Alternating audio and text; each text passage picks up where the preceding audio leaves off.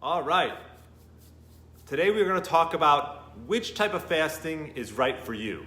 So there's many different kinds of fasting, and it all depends on what your goals are, what you're looking to do, what's your past history of eating, and if you've ever done fasting at all.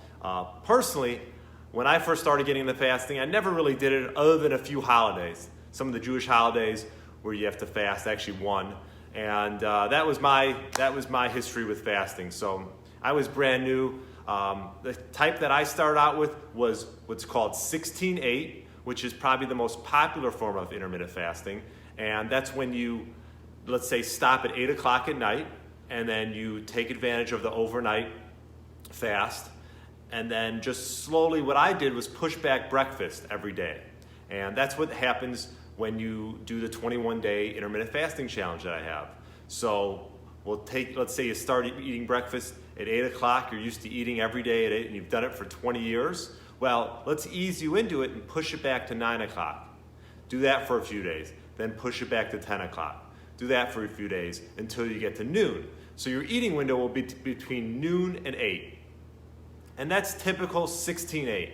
I think at a minimum, that's what most people should do.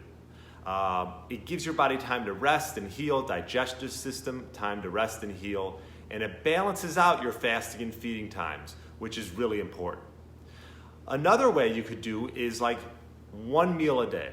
Now, with the 16-8, typically that's 2 meals. I think for a little while I was actually doing 3 meals within that time frame, which is fine if you're more comfortable with that. But typically that's 2 meals. If you do 1 meal, which is pretty much, you can call it like a 22-2 or 23-1. There's no exact one, but that's where you have 1 meal and you can put that meal in the middle of the day, you could put it at the beginning of the day, or you can put it at the end of the day. And I occasionally mix back and forth between some 16-8 and some 1 meal a day. It just depends on the person, their goals.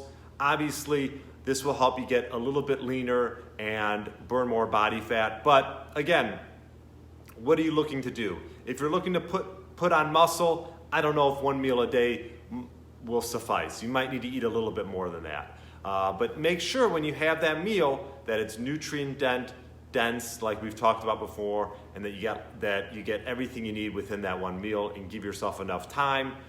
I always say don't overeat. You don't want to gorge. Eat till you're about 80% full. So we got 16-8. We got pretty much a 24-hour fast, which would be 1 meal a day. Let's say 23 and then 1 hour for eating or 2 hours for eating.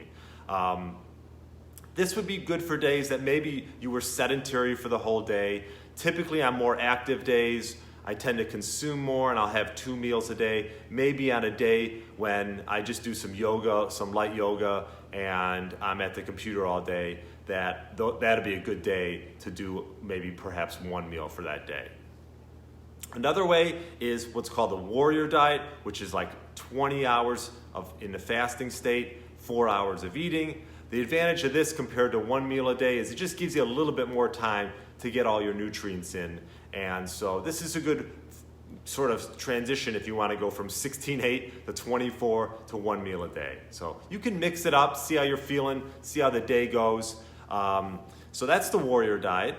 We have extended fasting, which I'd recommend you don't do this till down the road. And this could be a 36-hour fast, even a 48-hour fast or more. Now, granted, you want to make sure that you have all your good blood markers, that you consult your physician or anyone that's overseeing your health, and make sure before you do these fasts.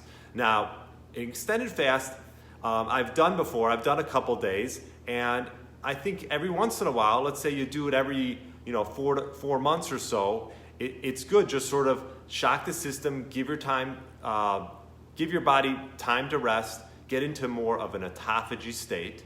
Okay, autophagy is cell cleansing, and I think that everybody should at least have the experience of going to bed hungry without a meal, because you know what, a lot of people all over the world go to bed hungry and don't have food and don't know where their next meal is coming from. So when you do something like this, it humbles you. It really makes you appreciate the fact that, you know what, I have access to all this food but you know what, I'm gonna abstain for a day or a day and a half or 2 days. And trust me, your body can handle it. You just gotta ease your way into it. So I would just wait a little bit on extended fasts.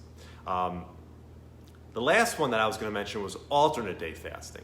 Now, I don't really do this myself, but a lot of people love it, and they'll do 1 day of fasting, 1 day of feeding. Perhaps they do 3 meals in 1 day, and then the next day they go out and do a 24-hour fast. So really, you can try that one. This is done by a lot of people. I like to sort of stay a little bit more consistent, but alternate day fasting is an option. I would say do the fasting days on days where you have less activity, and then perhaps on the other days where maybe you're doing some resistance training or swimming or biking or whatever, and you want to consume more calories, then you have those be your feeding days. So those are some of them.